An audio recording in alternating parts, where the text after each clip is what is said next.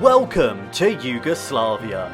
In today's video we're going back in time to a country that no longer exists. Yugoslavia was a unique experiment, a socialist federation of diverse republics, languages and cultures. And in the midst of building this one-off country, another experiment began. Television. TV was more than just a new technology. It became a cultural bridge across the republics. TV in Yugoslavia was brilliantly unique, and they had some fantastic programs. And in this video, we're going to tune into their TV and take a look at their programming. And honestly, I cannot wait to share this stuff with you. This is a journey back in time. Welcome to the forgotten world of television in Yugoslavia.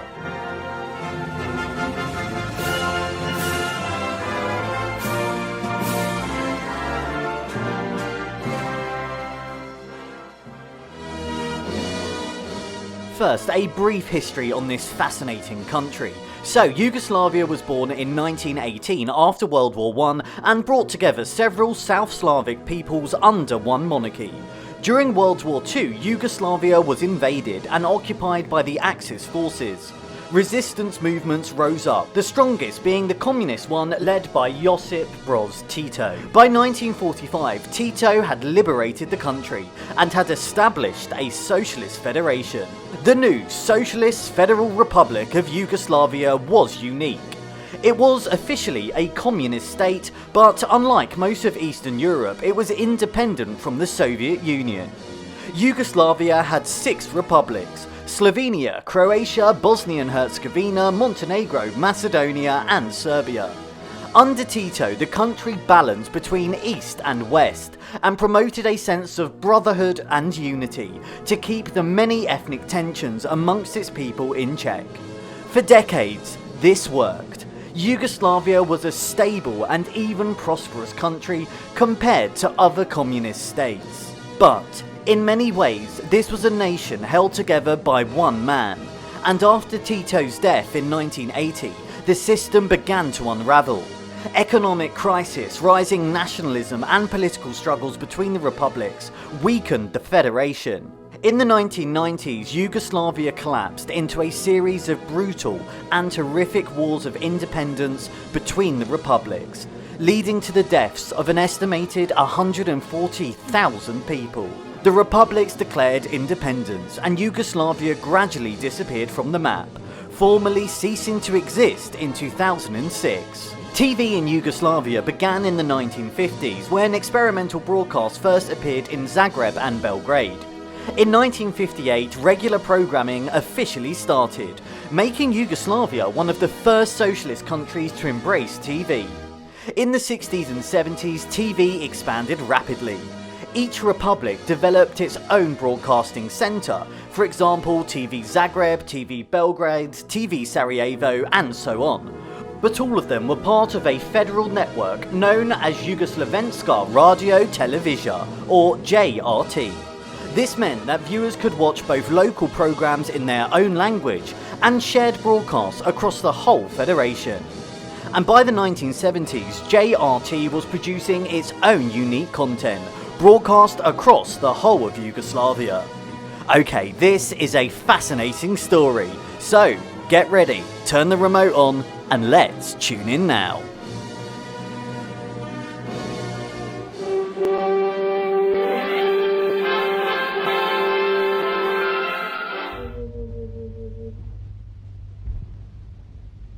Come on, it wouldn't be 60s television without the old analog countdown clock, so programming was pretty limited in the early days in Yugoslavia and was mostly things like live news, theatre plays, concerts and imported documentaries. The main TV news programme in Yugoslavia was this one, Dnevnik, translated as The Daily.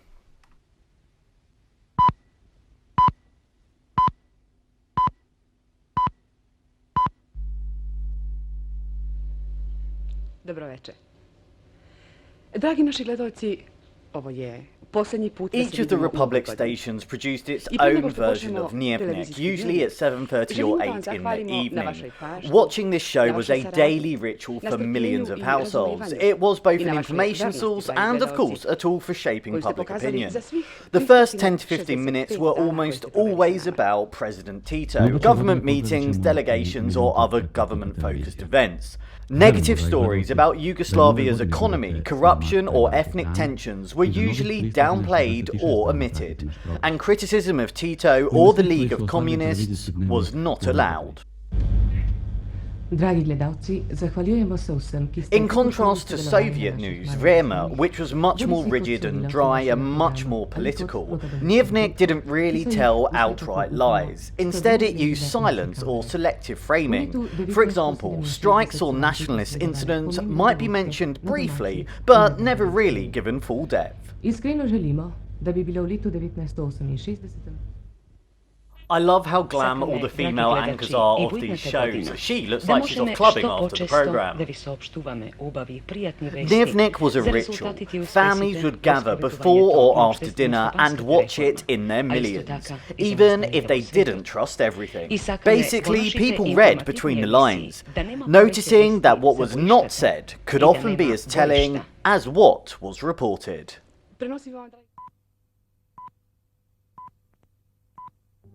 Dnevnik was perhaps the most important and influential show in Yugoslavia. Watched by millions after the collapse of Yugoslavia, many of the independent republics continued to broadcast their own versions of Dnevnik. The show existed for the entire time that Yugoslavia did. Here's a later clip from the 1980s with some incredibly modern looking graphics.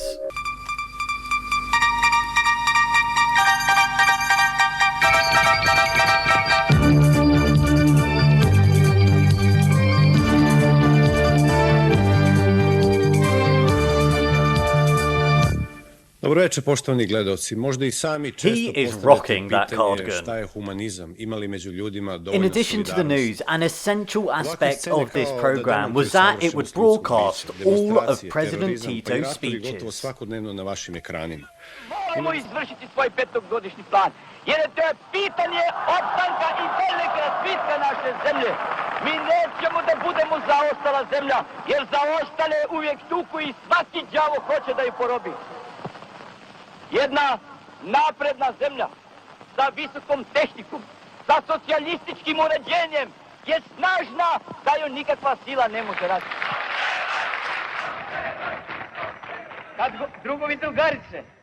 The broadcast of President Tito's speeches became a cornerstone of Yugoslav television. They were an essential part of trying to unite all of the Yugoslav republics under one leader.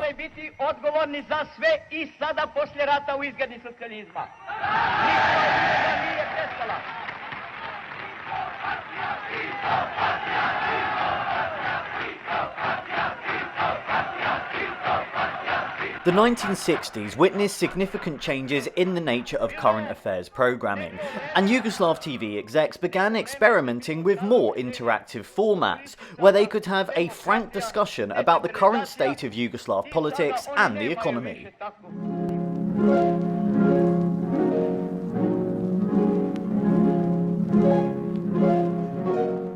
One particular example of this was this TV talk show. This is Aktuelni Razgovori, translated as Current Debates, which address the most pressing social problems and involve people from all walks of life, including factory workers, as well as members of political and economic elites.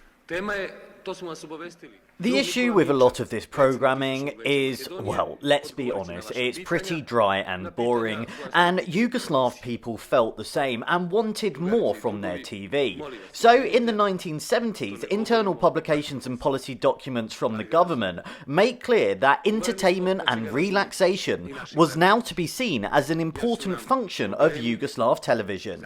And so the 1970s saw a boom in domestic TV series, with a particular focus on everyday life, family dynamics and World War II narratives, often used to foster Yugoslav patriotism amid rising nationalist tensions.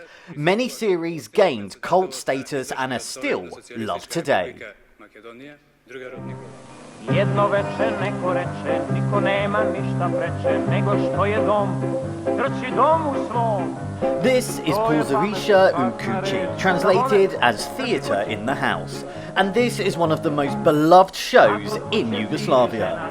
A sitcom about a working class family, this show captured everyday family life with humour and warmth.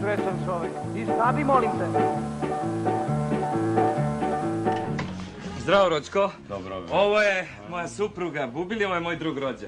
In this clip, you're watching him introduce his cousin Rocco to his wife Babila, and awkwardly, his cousin kind of fancies his wife. Da vas upoznam, moja supruga Bubili, moj drug rođa. The Petrovic family in this sitcom reflect the struggles and joys of ordinary people. Episodes focus around generational clashes, neighbours, work and money, making it instantly relatable across Yugoslavia. With a brilliant cast, subtle social commentary and a tone that balances comedy and realism, this became a shared cultural experience for millions of families across Yugoslavia.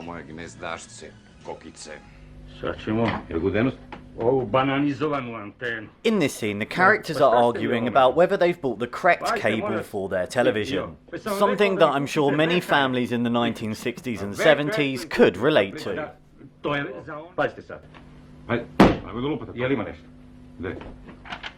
This is actually like my family on Christmas Day when we couldn't get the HDMI cable working.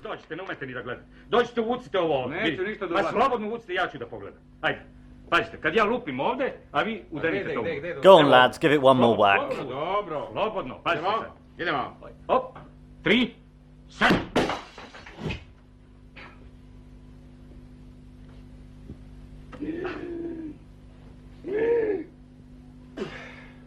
As you can tell, this is pretty standard sitcom stuff, and it's actually really well made and really well written. People saw themselves, their parents, their neighbours in these characters, and the way the show combined humour with realism, the situations were often comical but never too far-fetched, allowed audiences to laugh at their own struggles without feeling judged. Also, in the context of a rapidly urbanising Yugoslavia, where many people were moving into new apartment blocks for the first time and learning how to live in close quarters with extended family and neighbours, this show served as a mirror of that transformation. Its mix of humour, relatability and continuity made it more than just a sitcom. It literally became part of everyday life in Yugoslavia. I'm not exaggerating when I say this is probably the most loved show in Yugoslavia, and reruns of the show today are still watched in their millions. Sada tiho plovi kroz ovu noć.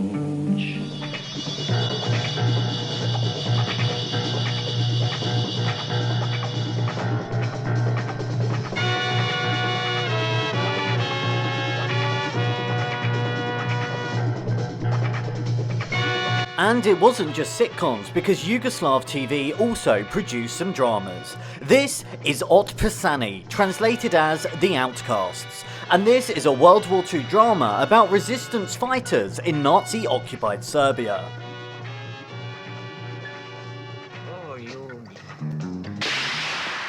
So this show was action-packed and had patriotic themes that made it hugely popular. First broadcast in 1974, it told the story of a group of young Belgrade partisans carrying out secret missions against the German occupation during World War II.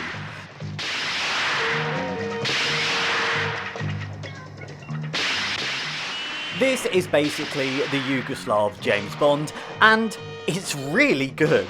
You can watch all of the episodes on YouTube, and it is incredibly well made. It's got loads and loads of action, and it's basically just great fun to watch. Kids across Yugoslavia ran around playgrounds pretending to be the two main characters, shooting all the bad guys. At this point, I was becoming seriously impressed with Yugoslav TV. Their shows are high budget, well made, fantastic orchestration, and are just generally great fun to watch. So now, let's move on to colour television.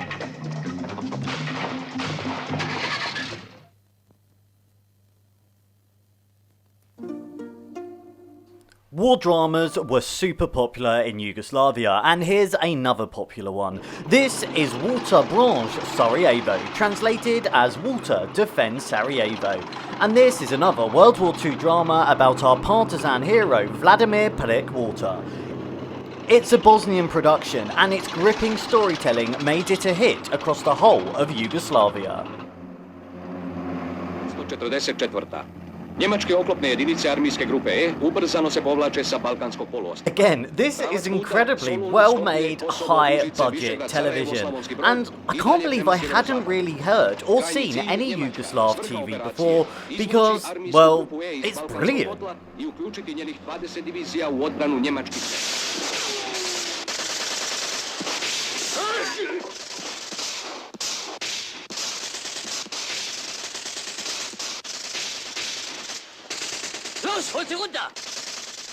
I have to be honest, this video took about 10 times longer to make than all of the other videos on this channel. And this is because, well, I just kept getting sucked into watching these episodes. This stuff is brilliant.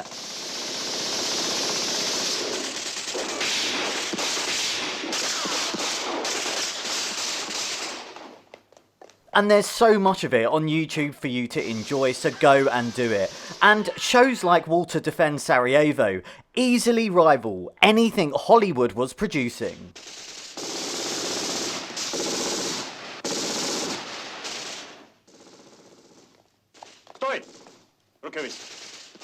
So, while Yugoslavia enjoyed its war dramas, it also couldn't resist a good quiz, and game shows were hugely popular across the country. And this one was the biggest of them all.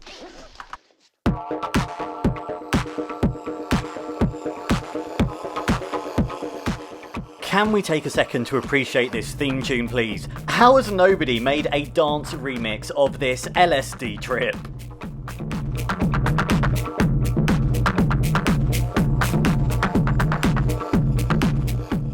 I knew I shouldn't have had those mushrooms earlier. So, this is Kivskots Teka, which is a pun combining the words quiz and library. And on Thursday evenings, living rooms across Yugoslavia would fall silent as families gathered around their television to watch this show.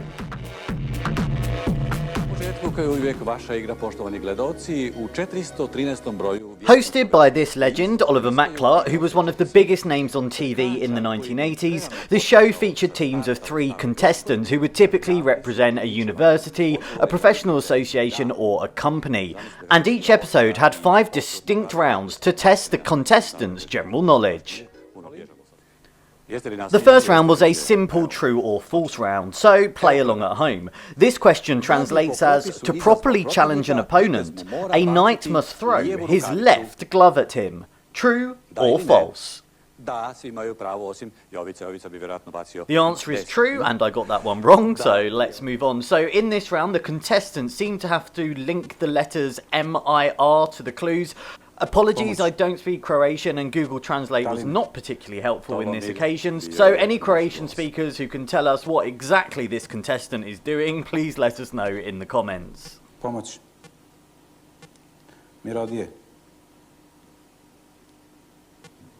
Then in this geography round, you have to match the city or town to the country. This round was slightly easier for me to understand. Brazil.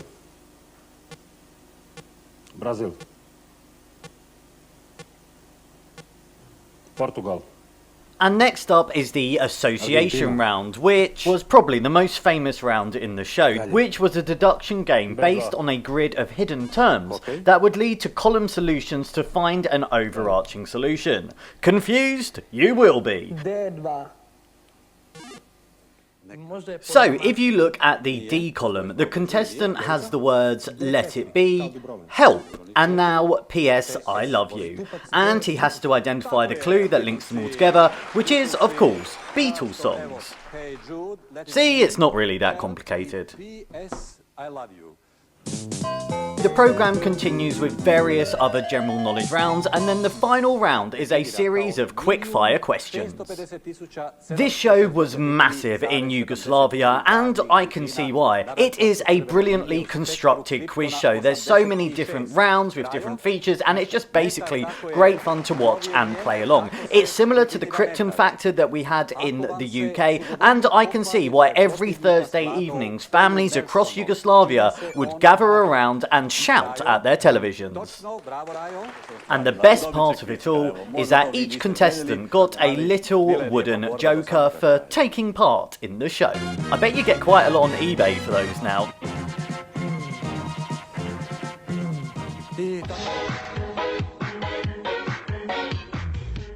Another popular quiz show was this one. This is Brojke i Slova, translated as numbers and letters, also known as Countdown. So you all know the format of numbers and letters. Basically, contestants are given randomly generated numbers and letters and either have to make the longest word from them or see if they can reach a number generated on the screen. I like his little drawing of a platypus on the bottom left.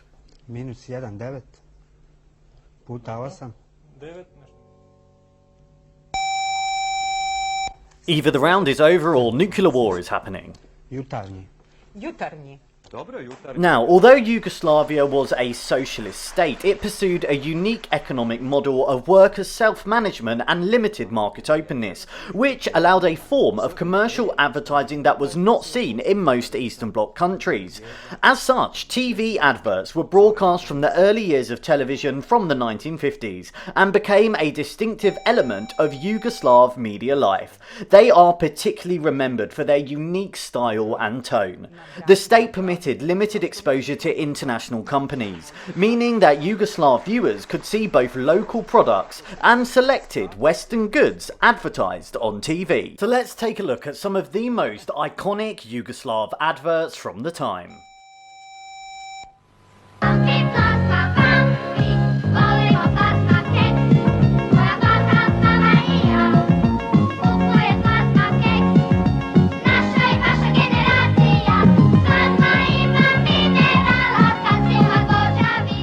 Bambi biscuits were a feature of pretty much every Yugoslav kid's childhood growing up, and apparently they taste really good, so anyone who's got some, please send them to me. Plazma, zakonom zaštićena po Bambi tehnologiji.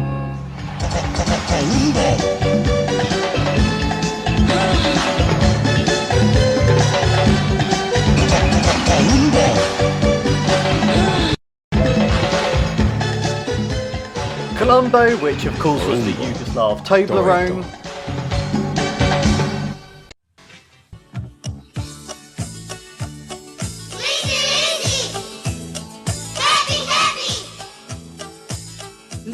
It's not just me, is it? I love watching all of these old adverts. I don't know, there's something about commercials from the 80s and 90s that just hit a different spot.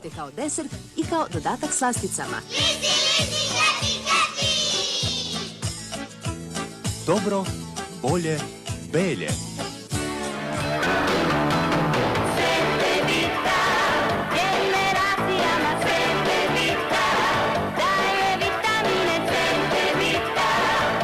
I promise you, you'll be singing Sede Vita all day long. Now, let's take a look at children's programming in Yugoslavia.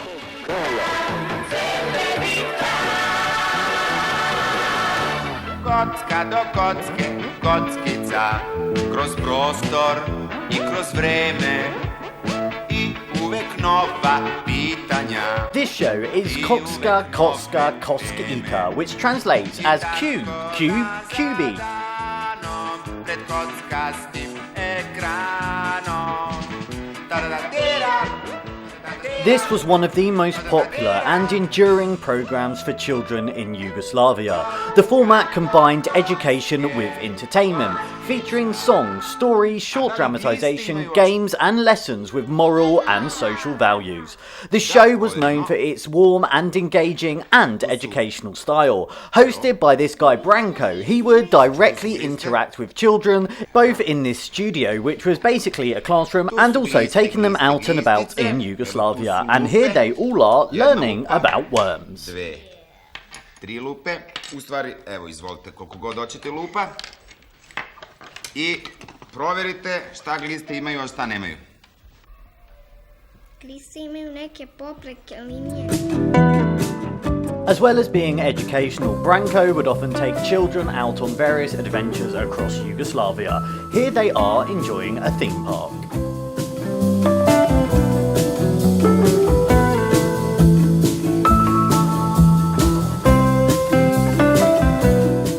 This show was massively popular across Yugoslavia, mostly because it balanced learning and play. Branko had an approachable hosting style, and it basically created a safe, familiar environment for children across the country. The programme influenced generations and remains a nostalgic symbol of childhood in former Yugoslavia.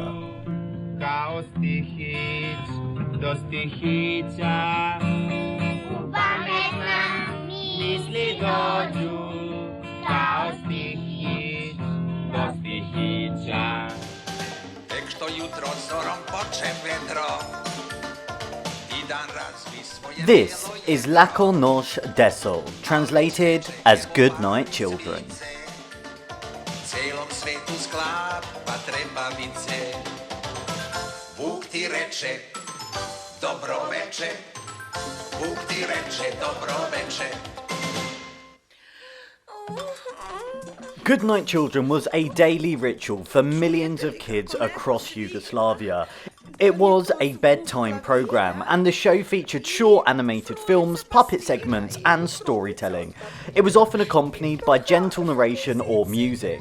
The aim of the show was to entertain children while providing a calming routine before bedtime. Although, I don't know about you, but this doesn't seem that calm to me.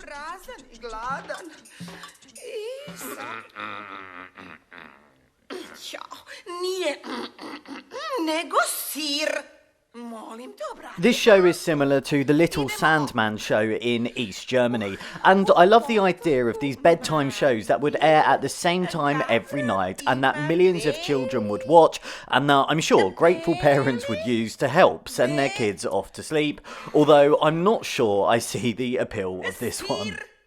Kaži lepo, sir, da svi čujemo. Kako ne znaš, pobogu? Pokušajmo opet. I u sobi na belom jastu. Okay, so while she warbles away with her Eurovision entry, let's move on and take a look at the last few programmes broadcast in Yugoslavia. And yes, our timeline is now getting close to the wars and the breakup of Yugoslavia.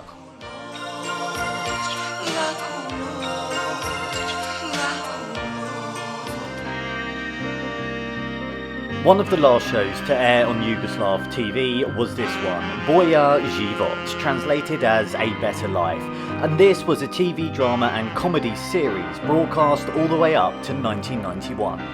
The series followed the lives of the Popovic family living in Belgrade. Through humour and drama, the show depicted everyday struggles with money, work, education, love, as you're seeing in this scene, and social status in the late years of Yugoslavia.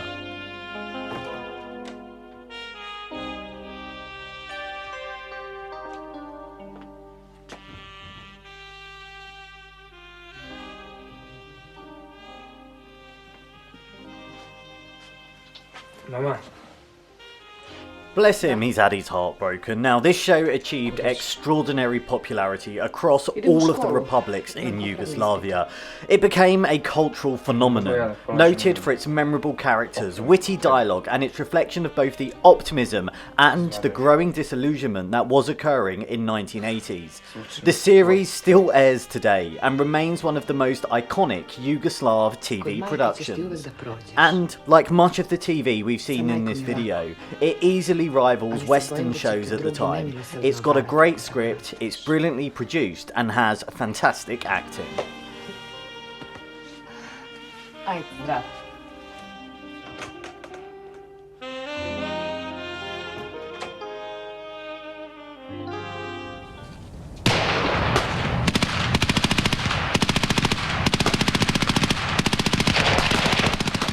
So, unfortunately, this is not a scene from another well-made... Without doubt, this was one of the videos that I enjoyed making the most, and I hope you enjoyed watching it too. TV in Yugoslavia is a fascinating insight into this unique country. It is simply a piece of history, a view into a nation that no longer exists. And perhaps more so than any other country, TV was a crucial tool in Yugoslavia, used to help unite the republics and keep them together.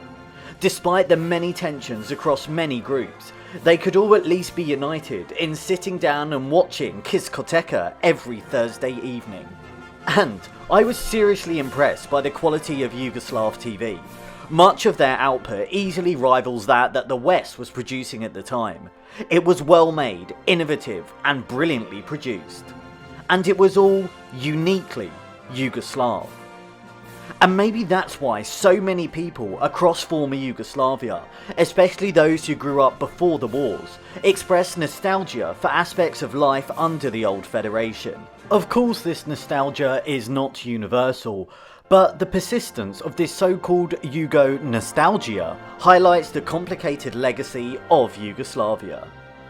TV shows from JRT are still frequently aired across the republics to millions of fans.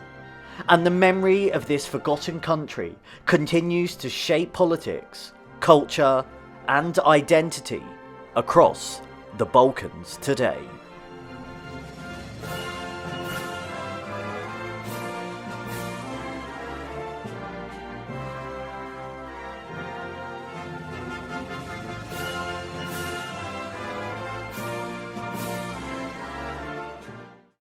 Thanks for watching. If you enjoyed this video, please like, subscribe and share it, and you can also become a member of the channel and have your name displayed at the end of each video. Thanks again for your support. I'll see you next time.